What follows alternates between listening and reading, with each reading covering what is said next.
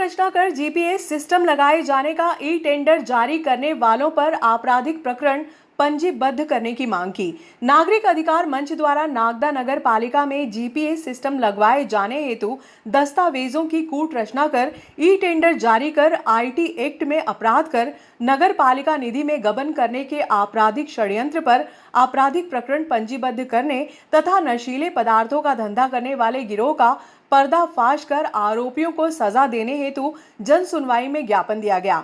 ज्ञापन में बताया कि नागदा नगर पालिका परिषद के वाहनों में जीपीएस प्रणाली हेतु 25 अप्रैल को 40 लाख रुपए जीएसटी सहित की अनुमानित लागत के आधार पर लगभग 50 लाख रुपए की राशि का नगर पालिका के 27 वाहनों में जीपीएस सिस्टम लगाने की निविदा 24 मई 2023 को आमंत्रित की गई। इसका संपूर्ण व्यय लगभग 92,000 रुपए का है और 40,000 रुपए इसमें मेंटेनेंस का खर्चा आता है।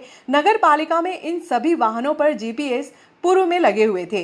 नगर पालिका के संबंधित कर्मचारियों व अधिकारियों एवं सीएमओ द्वारा दस्तावेजों की कूट रचना करके गैर कानूनी तरीके से ई निविदा आमंत्रित कर भारतीय दंड संहिता के अंतर्गत कूट रचना, आपराधिक षड्यंत्र और आईटी एक्ट के अंतर्गत गंभीर अपराध किया है। आवेदन पत्र के साथ संलग्न गौरव गोपाल यादव सभापति योजना यातायात व परिवहन सूचना प्रौद्योगिकी का पत्र संलग्न है एवं ई टेंडर के निविदा सूचना की संपूर्ण प्रतिलिपि संलग्न है। ज्ञापन में ये भी उल्लेखित किया गया है कि पिछले दिनों राजस्थानी ढाबे के मालिक को नशीले पदार्थ के व्यवसाय में पकड़ा गया। पुलिस द्वारा छापा मारा गया परंतु पुलिस की पकड़ से फरार है और किसी भी समय देश की सीमा छोड़ सकते हैं। जबकि नागदा शहर में पिछले कई वर्षों से ये उद्योग फल फूल रहा था, जिससे कई युवाओं ने इसकी चपेट में आकर अपनी जान से हाथ धो दी। नागरिक अधिकार मंच नागदा के दोनों राजनीतिक दल भाजपा व कांग्रेस के जन प्रतिनिधियों से सहयोग का आह्वान किया है कि शीघ्र अतिशीघ्र इनसे जुड़े राजनीतिक नेताओं और अंतर्राज्यीय गिरोह के उच्च स्तरीय जांच करवाकर पूरे रैकेट का खुलासा किया जाए। मंच ने प्रशासन से मांग की है कि प्रभावी कार्यवाही कर दोषियों को सजा दिलवाई जाए और नशीले पदार्थों का धंधा करने वाले गिरोह का पर्दाफाश करने आरोपियों को सजा दी। मेरा ये कहना है कि 1 लाख का जो काम था जीपीएस में, जो वाहनों पर पहले से जीपीएस लगे हुए थे, उनको फिर से नोटशीट गलत चला के कूट रचना करके और शासन का ई टेंडरिंग का नियम है, आईटी एक्ट में कार्रवाई होनी चाहिए। और अटेम्प्ट टू मतलब मर्डर में भी आजीवन कारावास की सजा और ये पैसा 1 लाख में 40 लाख निकालने का गबन का अटेम्प्ट टू गबन किया सर। क्या कहते सर अटेम्प्ट टू गबन, तो इसको गंभीरता से लेके मैंने सारे पेपर दिए सर। कब का है, कब का पता है?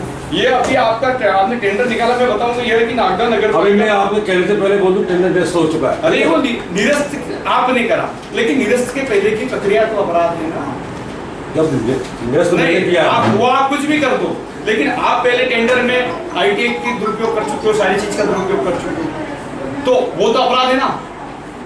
संभावना पे की हो ही गया हो सर, गड़बड़ी होगी सर।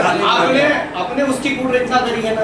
आपने नहीं अभी क्या कहा सर, कोई जानकारी नहीं है मामला, इन्होंने क्या कहा, इन्होंने निरस्त कर दिया है सर। कोई पेमेंट वगैरह हुआ कि नहीं हुआ सर? टेंडरिंग निरस्त कर सर मेरी बात सुनिए सर, आपने दस्तावेज की कूट रचना करेंगे तो ये टेंडर कराया जाएगा, प्रमाण है क्या? सब है मेरे पास। ये इनके वाहन का सभापति बोल रहा है, ये साहब ये ई टेंडर निकाला इन्होंने, ये प्रमाण है, ये अखबार में खबर छपी, ये प्रमाण है। मैं भाई प्रमाण के पुलिस का प्रकरण बनता उसी योग्य कॉपी लेके आया हूँ साहब। और सर एक और मेरा निवेदन है कि अपने यहाँ ढाबे में छापा मारा गया, राजस्थानी होटल पे छापा मारा गया, तो पुलिस गई और मिला नहीं। हमारा ये कहना है कि बहुत बड़ा मैटर है, पिछले 3 सालों से पूरे मालवा की बेल्ट में उसके नेटवर्क चल रहा है। और हमारा ये कहना है साहब कि ये जो छोटे मोटे छापा में तो विदेश भाग जाएगा व्यक्ति, आज तक नहीं पकड़ा गया वो व्यक्ति विदेश भाग जाएगा। तो सब प्रशासन पे आप लेकर उचित, ये सब कितने युवा बर्बाद हो चुके हैं, तबाह हो चुके हैं, जिंदगी खत्म हो चुकी है, नशे का बहुत बड़ा कारोबार है, डिलीवरी। और यहाँ पे कांग्रेस और भाजपा दोनों नहीं बोल रही है साहब, हमको मजबूर में बोलना पड़ रहा है। जब खड़े हो रहे हैं कि यार ये विषय तो इतना बड़ा विषय है कि इस विषय पे हर नागरिक को खड़ा होना चाहिए। कल आपका बच्चा फंस जाएगा, इनका बच्चा फंस जाएगा, मेरा बच्चा फंस जाएगा, ये अपने समाज से बच्चों का काम है।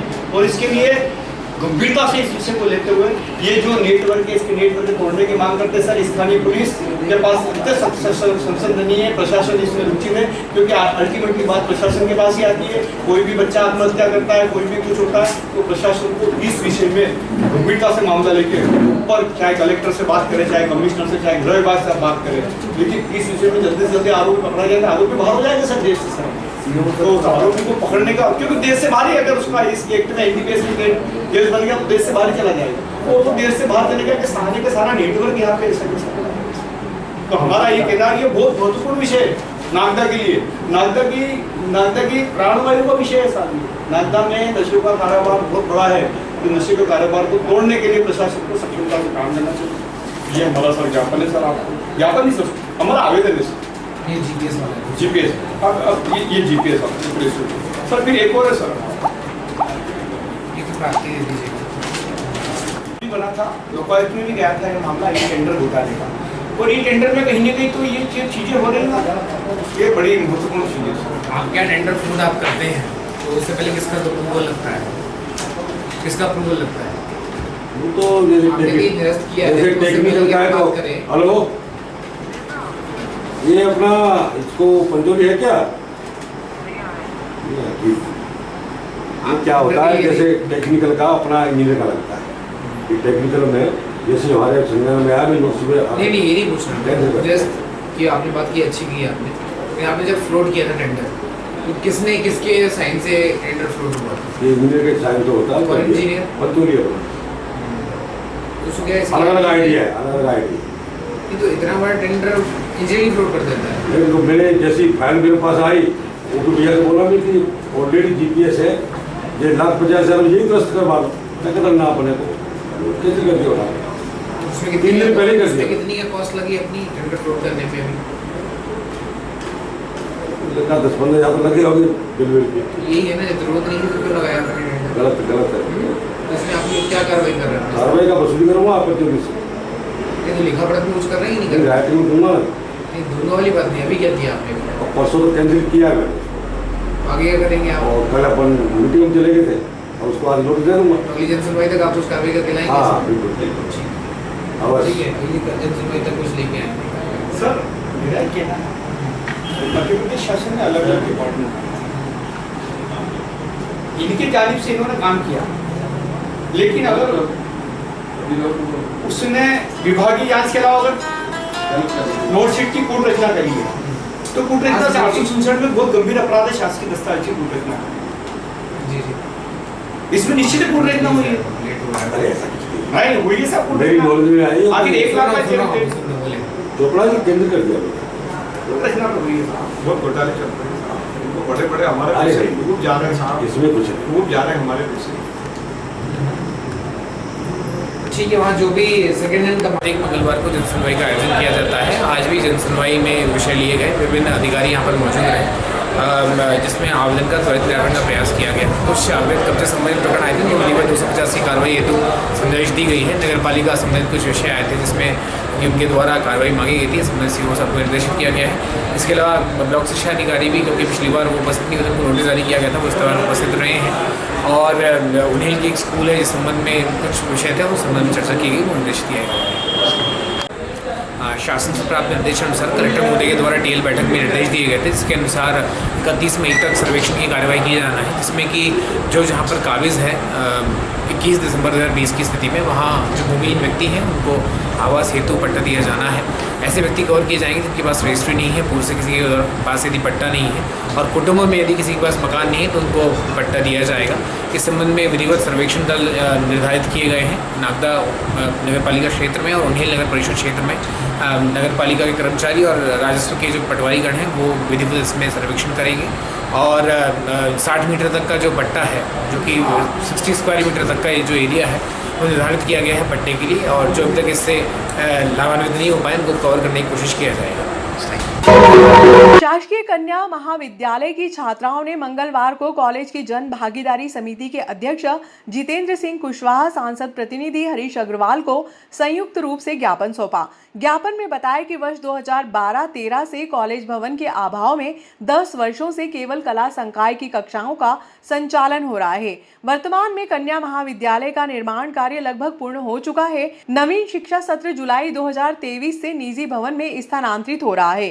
कन्या महाविद्यालय में बीकॉम व बीएससी बायो मैथ्स की सुविधा नहीं होने से छात्राओं को निजी कॉलेज की ओर रुख करना पड़ता है। ऐसे में परिजनों को आर्थिक बोझ उठाना पड़ता है। निजी कॉलेज में अत्यधिक फीस होने से परेशानियों का सामना भी करना पड़ता है। ऐसे में छात्राओं द्वारा नवीन शिक्षा सत्र में बीकॉम बीएससी की सुविधाएं उपलब्ध करवाई जाए। हम शासकीय महाकन्या विद्यालय से हम छात्राएं चाहती है कि हमारे कॉलेज में बीए के अलावा बीकॉम बीएससी वगैरह भी हो, क्योंकि यहाँ पे बहुत सारी छात्राएं जो पढ़ नहीं पाती है, दूर जाके किसी शहर में पढ़ नहीं पाती है, नागदा में वो आती है, बड़ी मुश्किल से आती है, और इस महाविद्यालय में सिर्फ बीए है। हम चाहते हैं सारे विषय हो, इसमें एमए भी हो, ताकि लड़कियों को भी सुविधा हो, वो परेशान ना हो ज़्यादा। और साथ में ना क्या बोलते हैं, लड़कियां अधिकतर क्या होता है कि दूर कॉलेज में जाती हैं तो पेरेंट्स भी कभी कभी घबराते हैं कि इतनी दूर जाएंगी तो हम लड़कियों को कैसे पहुंचाएं।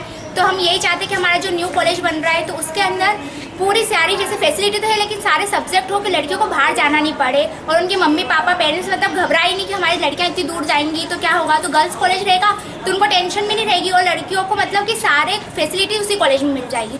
हमारा जो न्यू कॉलेज है तो जो जहाँ पे मतलब स्थापित हुआ है, तो एक और हमें नए नए सब्जेक्ट तो मिलेंगे साथ में। हमारे कॉलेज में जैसे बीए है तो उसके साथ एमए भी होगा, तो हमें ज़्यादा दूर जाने की मतलब ज़रूरत भी नहीं पड़ेगी, और हमारा कॉलेज भी बड़ा होगा। और यहाँ पे हमें जैसे एक ही रूम मिलता है, वहाँ पे हमें अनेक से रूम प्राप्त होंगे जहाँ पे हम हमारी पढ़ाई अच्छे से कर सकेंगे। हर ईयर्स के जो स्टूडेंट हैं उनके अलग अलग रूम होंगे, और पढ़ाई करने में भी अच्छा रहेगा, और टाइम टेबल के अनुसार हमें टीचर जो है वो हमें टाइम भी दे पाएंगे और हमें अच्छे से पढ़ने का मौका मिलेगा। हाँ, अब जैसे हमारे गर्ल्स कॉलेज में स्पोर्ट्स की सुविधा नहीं है, तो वो भी उस कॉलेज में होनी चाहिए ताकि लड़कियाँ आगे से आगे बढ़ सके, आगे जाके खेल सके।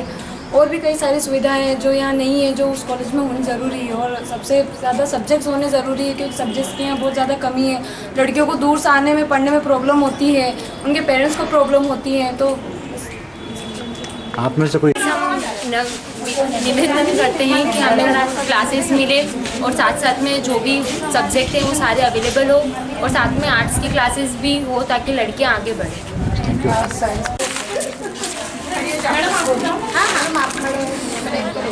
श्रीमान अध्यक्ष महोदय, जन भागीदारी समिति, शासकीय कन्या महाविद्यालय नागदा, जिला उज्जैन।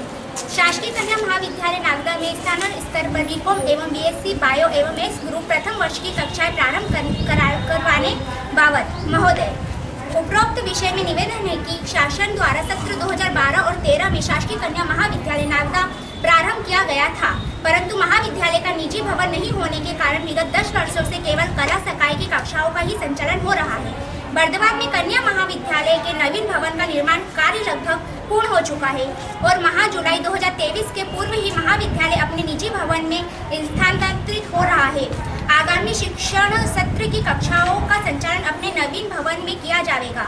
कन्या महाविद्यालय में बीकॉम एवं बीएससी बायो तथा मैथ्स ग्रुप की कक्षाएं नहीं होने के कारण नागदा एवं आसपास के ग्रामीण क्षेत्रों में निवासरत निर्धन एवं मध्यमवर्गीय परिवार की होनहार छात्राएं को अध्ययन हेतु स्थानीय अशासकीय महाविद्यालय शेषशाही कॉलेज नागदा में मजबूरन प्रवेश लेना पड़ता है। प्राइवेट कॉलेज की फीस बहुत ज़्यादा होने के कारण छात्राओं का अत्यंत ही आर्थिक एवं अन्य परेशानियों का सामना करना पड़ रहा है। विगत कई वर्षों से नगर की छात्राएं द्वारा भी कन्या महाविद्यालय में स्नातक स्तर पर बीएससी बायो एवं गणित समूह की कक्षाएं प्रारंभ करने हेतु मांग की जा रही है। अतः निवेदन है कि उच्च शिक्षा के क्षेत्र में अध्ययन हेतु छात्राओं के हित को दृष्टिगत रखते हुए शासन मध्य में बीकॉम एवं बीएससी बायो एवं गणित समूह के स्थानक प्रथम वर्ष की कक्षाओं को प्रारंभ करने की प्रशासकीय स्वीकृति प्रदान करवाने का कष्ट करें। आज शासकीय कन्या महाविद्यालय में इन छात्राओं ने नवीन संकाय खोलने के लिए जो ज्ञापन मुझे प्रेषित किया है, मैं इनकी भावना की कद्र करते हुए नगर के जो 12वीं की छात्राएं जो अभी रिजल्ट आना है उनकी ओर से भी मैं ये विश्वास दिलाता हूँ कि जो हमारा कन्या महाविद्यालय 10 वर्षों से एक ही संकाय के साथ केवल बीए की संकाय को लेकर ये बच्चियाँ अध्ययन कर रही हैं। हम चाहते हैं, प्रयास भी हमारा, कि इस वर्ष नई बिल्डिंग में जब हम प्रवेश कर रहे हैं तो अन्य संकाय भी प्रारंभ हो, ऐसी इन्होंने मांग रखी है। मैं निश्चित इस मांग को पूरा करने का हमारी पूरी समिति, सांसद प्रतिनिधि भी साथ में, हम लोग पूरे एक प्रतिनिधि मंडल माननीय उच्च शिक्षा मंत्री से मिलकर इसके लिए आगे हम प्रयास करेंगे कि बीकॉम और बीएससी की प्रथम वर्ष क्लास जो बायो ग्रुप और मैथ्स ग्रुप के साथ प्रारंभ हो सके। शासकीय कन्या महाविद्यालय की हमारी बहनों ने हमारे जनभागीदारी अध्यक्ष आदरणीय जितेंद्र कुशवाहा जी को एक मांग पत्र दिया है। महाविद्यालय में 10 वर्षों से केवल एक ही संकाय में संचालित हो रहा है। ऐसे ही इन सब की भावना है कि यहाँ पर कॉमर्स और साइंस दो जो अन्य विषय है उसके भी संकाय यहाँ पर प्रारंभ हो।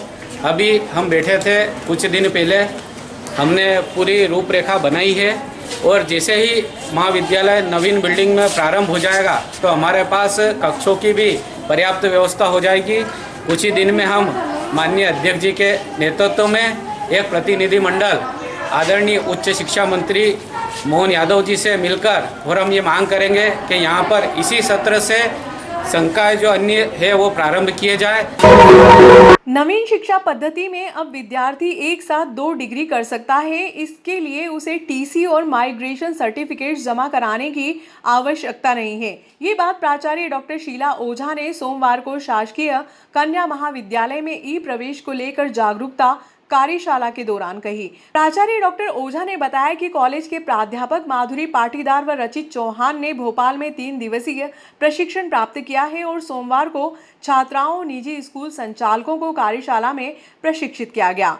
पाटीदार ने बताया कि वर्ष 23-24 में शिक्षा सत्र में विद्यार्थी अब एक साथ 2 डिग्री कर सकते हैं। इसके लिए निर्धारित समय का विशेष ध्यान रखना होगा। संबंधित विद्यार्थी को टीसी और माइग्रेशन जमा नहीं करना होगा। प्रवेश के समय विद्यार्थियों से जो 1000 रुपये लिए जाते हैं, इसी राशि में से नामांकन शुल्क व प्रवेश शुल्क भी जमा होगा। जबकि अगले शिक्षा सत्र में विद्यार्थियों को सुविधा मिलने वाली है कि प्रवेश के समय ही छात्रवृत्ति, नामांकन, परीक्षा आदि की औपचारिकता पूर्ण कर सकेंगे। नई शिक्षा नीति के संबंध में 23-24 जो आने वाले समय में एडमिशन के संबंध में हमारे ट्रेनर के रूप में नोडल ऑफिसर माधुरी पाटीदार और रचित सिंह दोनों गए थे और उन्हें जो भी ट्रेनिंग दी है और जिस तरह से बताया गया है तो हम सभी लोगों को ये सब सामने आ रही है कि बहुत सारी प्रॉब्लम्स होती थी, तो क्या क्या करना है और क्या नहीं करना है। तो इस संबंध में हमें डॉक्टर माधुरी पाटीदार बताएंगे। शासकीय कन्या महाविद्यालय नागदा में आज ई प्रवेश प्रक्रिया के अंतर्गत सत्र 2023-24 के अंतर्गत जागरूकता शिविर एवं प्रशिक्षण कार्यक्रम का आयोजन किया जा रहा है और इसकी पहले भोपाल में ट्रेनिंग हुई थी, हमें प्रशिक्षण दिया गया था। तो अभी चूँकि 2 साल हुए हैं नई शिक्षा नीति के अंतर्गत प्रवेश प्रक्रिया के, और इसमें ये देखा गया कि छात्रों के इससे भी और सत्यापन अधिकारियों के हैंड से भी बहुत सी गलतियां हो रही हैं या कुछ संदेह स्थितियां रहती हैं कि बच्चे समझ नहीं पा रहे हैं। तो इसी के संदर्भ में सभी में जागरूकता लाने के लिए और यहाँ पे प्रशिक्षण रखा गया है। तो मुख्य रूप से इसमें ये बताया गया है कि मेन एक जो 2-3 इसमें चेंजेस हुए हैं कि अब जो 23-24 के अंतर्गत प्रवेश प्रक्रिया होगी उसमें बच्चों को टीसी और माइग्रेशन नहीं देना पड़ेगा, क्योंकि नई शिक्षा नीति के अंतर्गत बच्चे 2 डिग्री एक साथ ले सकते हैं, 2 डिग्रियों का अध्ययन कर सकते हैं। लेकिन इसमें बस ये है कि टाइम का क्लेश, आपस में क्लेश नहीं होना चाहिए टाइम उनका, तो टीसी और माइग्रेशन उनको जमा करने की आवश्यकता नहीं होगी। इसके अलावा जो नामांकन शुल्क है, इस बार एडमिशन के समय जो 1000 रुपये बच्चों से शुरुआत में किश्त ली जाएगी उसी के अंतर्गत नामांकन शुल्क इनका जमा कर दिया जाएगा, तो अलग से नामांकन शुल्क की आवश्यकता नहीं होगी। और आगे के सत्र के लिए उन्होंने एक मुख्य जो है चेंज जो करने जा रहे हैं कि प्रवेश के समय ही छात्रवृत्ति आवेदन और परीक्षा फॉर्म का आवेदन और नामांकन, ये चारों चीज़ें एक साथ में हो जाए तो हो सकता है कि, और जहाँ तक ये उम्मीद है कि हो जाएगा अगले सत्र के लिए, आगे चारों चीज़ें विद्यार्थी एक ही बार में कर पाएंगे, तो उनको बार बार कियोस्क सेंटर पर जाकर पैसा खर्च करने के लिए बार बार परेशान होने की ज़रूरत नहीं होगी। और यहाँ पर आज जो महाविद्यालय में कार्यक्रम जो किया जा रहा है, इसमें हमने निजी महाविद्यालय, शेषशाही कॉलेज, वर्धमान कॉलेज, इसके साथ ही कियोस्क सेंटर से संचालकों को बुलाया है, सभी विद्यार्थियों को शामिल किया है, पूरे स्टाफ को भी इसमें शामिल किया है कि सभी ई प्रवेश प्रक्रिया को अच्छे से समझ लें और बच्चों को मतलब कोई दिक्कत ना हो और वो सहज रूप से आसानी से अपनी पूरी प्रवेश प्रक्रिया पूरी कर पाएँ। और प्राचार्य का और सभी स्टाफ का इसमें पूरा हमें सहयोग प्राप्त हुआ है। और मेरे साथ में ट्रेनर के रूप में श्री रचित सिंह जी गए थे, वो भी आपको कुछ जानकारी देंगे। रचिता रखी गई थी, ये पहली बार ऐसा हुआ है जब शासन ने जो है ई प्रवेश के लिए जो है ट्रेनिंग रखी गई है, ताकि जो बच्चों की जो प्रोसेस है वो बहुत इजी हो जाए। क्योंकि ऐसा देखने में आ रहा था, ज़्यादातर जो ऑनलाइन प्रोसेस ये लोग लेके आए हैं, जब बच्चा एग्ज़ाम इसका फॉर्म भरने आता है एडमिशन का, तो उसमें क्या रहता है कि ऑनलाइन प्रोसेस इसलिए लाए थे ताकि चीज़ें बहुत ईजी वे में हो जाए।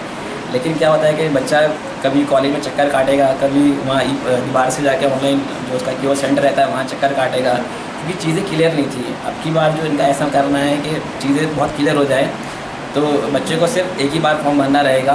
और आने वाले टाइम में ऐसा होगा कि इनको अलग से स्कॉलरशिप फॉर्म भी भरना नहीं रहेगा, एक बार में सब कुछ हो जाएगा। जैसे मैडम ने बताया, डॉक्टर माधवी मैडम ने, कि बच्चे को जो है अलग से पोर्टल में जाने की ज़रूरत नहीं पड़ेगी।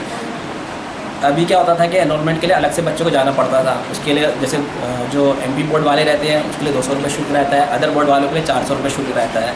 तो जब ये शुल्क कटता था तो साथ में उनको पोर्टल फीस भी देनी पड़ती थी, तो बार बार वो पोर्टल फीस देने से भी बचेंगे।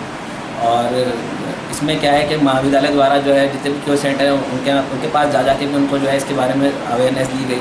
महाविद्यालय में क्या क्या इस बार पाठ्यक्रम चलेंगे इलेक्टिव के रूप में, वोकेशनल के रूप में, वो भी बताया गया आज की इस कार्यशाला में। उन्हेल पुलिस को ट्रैक्टर चोरी के मामले में मिली बड़ी सफलता, 36 घंटे में ही चोरी का ट्रैक्टर किया बरामद।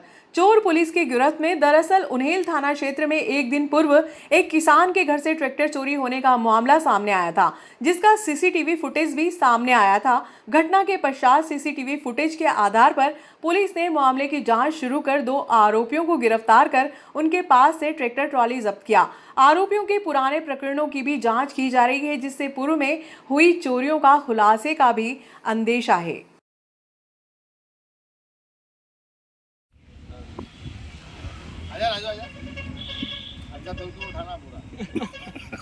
सर बताएं क्या है पूरा? ये थाना उन्हेल में 11-12 को रात्रि के दौरान एक जॉन्डिया ट्रैक्टर था जो ब्रजेश पटेल पिता रामगोपाल पटेल है ना कच्ची मंडी के पास से चोरी हो गया था। इसमें उक्त घटना को गंभीरता से लेकर थाना प्रभारी और उनकी टीम ने 36 घंटे के अंदर इसे बरामद किया। ये जो आरोपी थे दिलीप पिता रघुनाथ बागरी निवासी ग्राम गुरला और महिपाल पिता हीरालाल निवासी बाईकुंदा। ये जॉन्डिया ट्रैक्टर था, मसूर का लगभग 5 लाख था। इसमें पूरी टीम ने पूरी गंभीरता से लेकर घटना को 36 घंटे के अंदर क्लियर किया और इसे बरामद कर प्रकरण का निराकरण किया है। आरोपी गिरफ्तार हो चुके? हाँ, आरोपी दोनों गिरफ्तार हो चुके हैं। पुराने भी है? हाँ, पुराने भी 3 अपराध है, वो भी उनका भी पता कर रहे हैं और इसमें और भी पूछताछ चल रही है। सर ये कैसे अपन ने इसको ट्रेस किया है चोरी में? जैसी घटना का पता चला तो हमारी टीम थाना उन्हेल की घटनास्थल पर पूरा तस्दीक किया और वहाँ पर टेक्निकल आधार पर ये आगे बढ़ते रहे हैं। सीसीटीवी कैमरे और जो टेक्निकल चीज़ें सामने ही उसके आधार पर इन लोगों ने पता किया और उसका डायरेक्शन लिया। उसके आधार पर फिर ये पाईकुंदा ग्राम तरफ पता चला कि वहाँ पर गए हैं और हमारी जो मुखबिर टीम थी उसको भी हमने सक्रिय किया। उसके आधार पर ये पूरा मामला ट्रेस हुआ है। सर कहाँ से ट्रैक्टर जब्त किया? ये ग्राम गुरला पाईकुंडा से है। उन्हेल थाने ने काफ़ी अच्छी कार्रवाई की, इसके लिए प्रोत्साहन की? हाँ, इसमें हम लोग वरिष्ठ अधिकारी को भी रिवार्ड के लिए अनुशंसा करेंगे और टीम ने इसमें सभी की सराहनीय भूमिका रही है, जिसमें SHO अशोक शर्मा जी और उनके टीम के द्वारा बहुत अच्छी कार्रवाई की है, जिसमें 36 घंटे के अंदर ट्रैक्टर बरामद कर लिया है।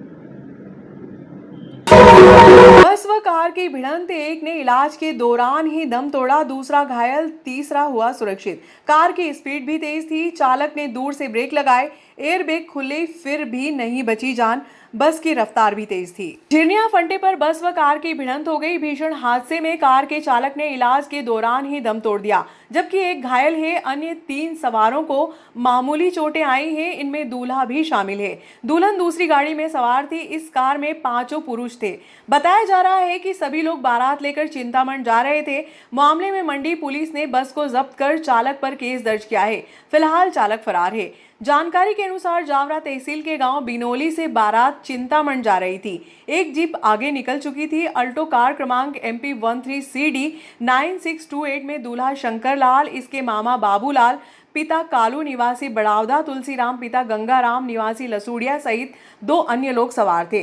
गाड़ी बाबूलाल चला रहे थे। सुबह करीब 11 बजे कार झिरनिया फंटे से गुजर रही थी कि सामने से तेज रफ्तार से आ रही बेगम बस ने टक्कर मार दी। टक्कर इतनी जोरदार थी कि कार का ड्राइवर का साइड का हिस्सा पूरी तरह से क्षतिग्रस्त हो गया। सूचना पर डायल 100 के आरक्षक परमिंदर यादव व पायलट दिलीप पोरवाल ने मौके पर पहुंचकर घायलों को हॉस्पिटल पहुंचाया। इलाज के दौरान बाबूलाल ने दम तोड़ दिया, जबकि तुलसीराम का इलाज चल रहा है। दूल्हा शंकर लाल सहित अन्य 2 लोग सुरक्षित हैं।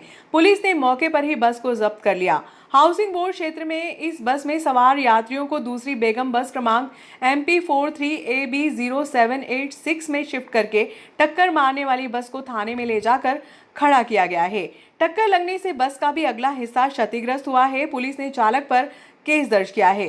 फिलहाल चालक की गिरफ्तारी नहीं हुई है। हादसे की भीषणता का अंदाजा इसी से लगाया जा सकता है कि टक्कर लगने के बाद बस व कार दोनों के टुकड़े सड़क पर बिखर गए। बस की तरह कार की रफ्तार भी संभवतः तेज ही थी, तभी तो सामने से तेज रफ्तार से बस को आता देख चालक ने कार को नियंत्रित करने का पूरा प्रयास किया। ब्रेक लगने से कार के पहियों के निशान सड़क पर छप गए। बावजूद इसके चालक कार को नियंत्रित नहीं कर पाया और बस से जा भिड़ा।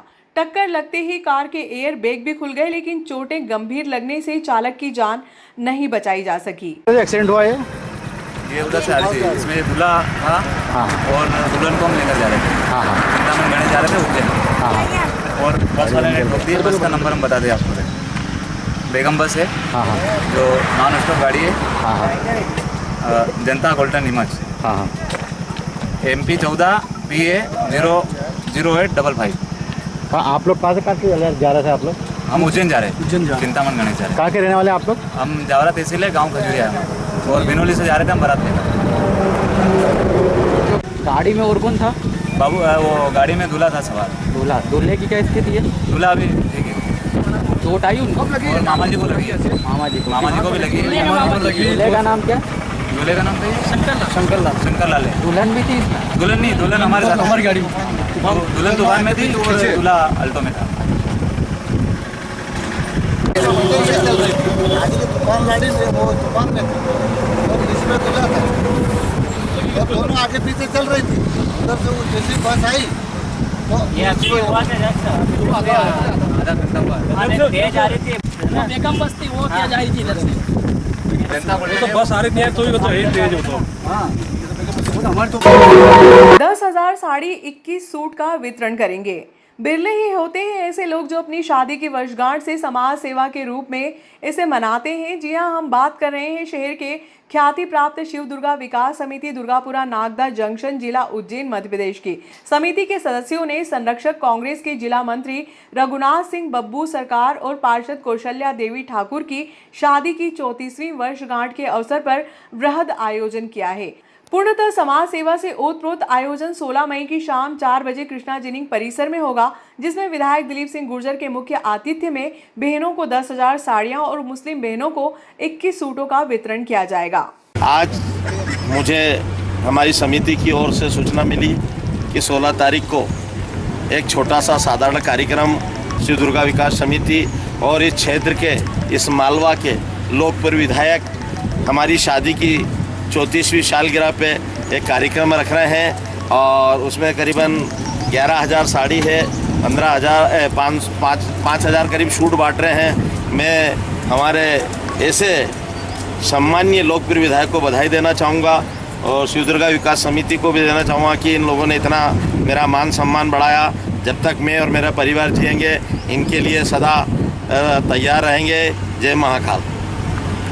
बड़ा ही हर्ष का विषय है कि हमारे क्षेत्र के लाडले विधायक दिलीप सिंह जी गुजर और श्री दुर्गा विकास समिति के सहयोग से हमारे साथी पार्षद कौशल्या रघुनाथ सिंह जी ठाकुर और बबू सरकार की 34वीं सालगिरह मनाई जा रही है इस नगर के चीन में, जिसमें 16 मई को हमारे सभी नागदा वासियों से निवेदन है कि 16 मई को शाम 5 बजे सभी कृष्णा जिनिंग परिसर में एकत्रित हों। हम यहाँ पर एक छोटा सा कार्यक्रम बब्बू सरकार के सम्मान में आयोजित कर रहे हैं, जिसमें आप सभी आमंत्रित हैं। आप सभी का सहभोज यहाँ पर होगा, आप सभी अवश्य पधारें। जय हिंद, जय भारत। सोमवार की शाम को अभिभाषकों ने तहसीलदार के खिलाफ मोर्चा खोल दिया और एसडीएम को ज्ञापन सौंपकर तहसील न्यायालय के बहिष्कार करने की बात कही। एसडीएम ने मामले से वरिष्ठ अधिकारियों को अवगत कराने की बात कही। इंदौर से स्थानांतरित होकर नागदा आई तहसीलदार रेखा सचदेव ने जब से पदभार ग्रहण किया है तब से उनकी कार्यप्रणाली को लेकर विवाद बने हुए हैं। सोमवार को वकीलों ने तहसीलदार सचदेव के खिलाफ मोर्चा खोल दिया। वकीलों ने तहसीलदार के खिलाफ नारेबाजी की और एसडीएम आशुतोष गोस्वामी को मामले से अवगत करवाया। वकीलों का कहना था कि तहसीलदार प्रातः 11 से 2 बजे तक कक्ष का दरवाजा बंद करके अन्य कार्यों में व्यस्त रहीं। दोपहर 2 बजे से शाम 5 बजे तक कार्यालय संचालन के दौरान वकीलों के प्रति तहसीलदार का व्यवहार ठीक नहीं है। नामांतरण प्रकरण में विक्रेता को बुलाया जा रहा है, जबकि प्रकरण में सुनवाई में यदि विक्रेता नहीं आता है तो एक पक्षीय कार्यवाही का प्रावधान है। समस्या समाधान नहीं होने तक वकीलों ने तहसील न्यायालय के बहिष्कार की घोषणा की। और सामने वाले वकील को भी हम बुला के लाए, जैसे हम इनके एज ए सर्वेंट के हिस्से से काम कर रहे हैं साहब, मतलब हमारी गरिमा को पूरी तरीके से खराब किया जा रहा है श्रीमान। दूसरी चीज इनकी जो एक प्रॉब्लम सबसे ज़्यादा है कि जो मार्किंग वाला सब जो फाइल लोकायुक्त में डायरेक्ट लग जाती है, उसके लिए सिर्फ इन्होंने आधा घंटा टाइम रखा कि मैं मार्किंग करूँगी, उस आधे घंटे में ये टेबल पर नहीं रहती साहब। दूसरी चीज कि ये जैसे मान लो 11:30 बजे भी आ गई, 11 बजे भी जैसे कार्य का समय आने के बाद ये अपने चैम्बर में उधर बंद करके बैठ जाते हैं 2 बजे तक सब, जो भी इसके प्रशासनिक काम कर रहे हो, जो भी कर रहे हो। पर सब श्रीमान जैसे आप नहीं है तो आपके अब्सेंस में अरोड़ा बहू जी जो भी वो हमारा आवेदन ले लेता है। किसी एक कर्मचारी की हिम्मत नहीं कि कोई आवेदन लेके रख ले, जब तक श्रीमान अगर 5 बजे तक नहीं आए तब तक 5 बजे तक हमको खड़े रहना है। तो श्रीमान कम से कम हमारा हमने पहले भी निवेदन किया था कि पता नहीं कौन से मुहूर्त में ये ऑफिस में चेंजेस कर रहा है, तो साहब इनसे एक बार आप बैठ के व्यक्तिगत रूप से बात कर लीजिए। एक तो अपना व्यवहार सुधारे साहब, मतलब ज़्यादा अगर आप बोलने जाए कि आप ऐसा करिए, आप मेरे कुर्सी पे आप बैठिए और आप निवेदन है कि वो वकीलों को भी कह रहे हैं कि लाइन से और हमारे लाइन लगवा रहे हैं। वो डायरेक्ट कोर्ट ऑफिसर के लिए होता है एडवोकेट के लिए। आज क्या है साहब कि तू तड़ाके से इनसे पेश आई है मैडम, ये इन्होंने और बोला कि जाओ कलेक्टर को बोल दो, जाके बोल दो। मैं बोला सर इस तरीके से ये 3 घंटे से ये हमारे वार्ता पदाधिकारी 3 घंटे से खड़ा रहने के बाद बोल दिया इनको इनका सब फाइल आप बोल लीजिए मेरा नंबर यहाँ खड़े रहिए वकील साहब, फाइल मिलने के बाद अगर आप नहीं तो मैं खारिज करूँगी। तो सब क्या है मतलब महिला तहसीलदार है सब, तो उस पर साना से करेंगे। तो हमारा ये कहना है कि व्यवस्था के अनुरूप सब, जैसे श्रीमान का ऑफिस चलता है यहाँ को तकलीफ नहीं आ रही। हाँ जो भी आता सब अपने हिसाब से अपने नियम बनाता, शासन के नियम उसको फॉलो कर ले। पब्लिक ऑफिस है, कोई पर्सनल ऑफिस तो है नहीं कि सब आप बंद कर दोगे कि इस समय नहीं घुसेंगे इस समय नहीं घुसेंगे। आपके ऑफिस में कोई जिम्मेदार कर्मचारी आवेदन ले ले, श्रीमान किसी कार्य से अगर बाहर है तो बाबू को याद रहे कि इसकी फाइल बढ़ा दी जाए। हाँ 5 बजे 6 बजे तक खड़े रहें, उसके बाद पता पड़ा कि श्रीमान नहीं आ रहे, और श्रीमान जब आ रहे हैं तो जिनकी सुबह से आप आम जनता की भीड़ लगा के बैठे हैं उसमें हमारे को खड़े कर रहे हैं और लाइन चाहिए। फिर 3 बजे बाद आवेदन मिलेगा। अगर आपने कोर्ट का समय तय कर रहा है 2 बजे से 5 बजे तक का, तो आपको 2 से 5 वोट चलाना पड़ेगा, और अगर आप नहीं चलाएंगे तो हम कल से इस बोर्ड का बहिष्कार कर रहे हैं। विरोध में कुछ वकील लोग आपसे मिलने के लिए आए सर, क्या मामला है सर? जी हाँ, कुछ रेवेन्यू संबंधित केसेस में नामांकन का पेंडिंग होना एवं अन्य जो विषय जिसमें कि मार्किंग के लिए एक समय निर्धारित कर दिया गया है, साथ ही साथ कुछ अन्य जो न्यायालयीन कार्य के विषय हैं उस संबंध में अपना विरोध दर्ज कराया है। मुझे पूरा उम्मीद है मैं समझाइश उनको दूँगा, वरिष्ठ अधिकारी को अवगत कराऊँगा और शीघ्र इसमें प्रयास किया जाएगा। Thank you.